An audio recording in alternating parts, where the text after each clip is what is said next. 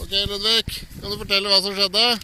Vi holdt på å velte, og det kom vann foran oss der. Ja. Du var bak, og jeg var bak. Han var foran, og jeg var bak. Du må se på kameraet når du snakker, da. Wow, nå får vi plutselig stor fart igjen. Jeg tror vi må stoppe filmingen snart. Neida.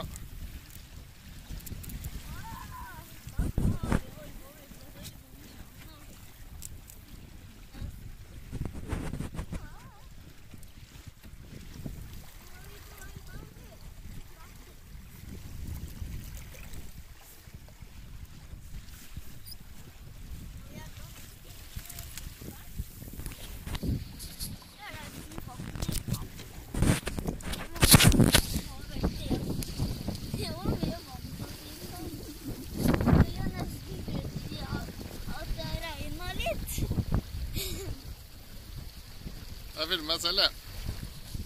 Da filmer jeg det, da. Du kan holde foran linsa, da. Hei! Hei sann! Hvordan går det der bak her? Ja, det går bra. Vi koser oss på seiltur. God fart. Sånn, det er sikkert bra. Ja, ha det!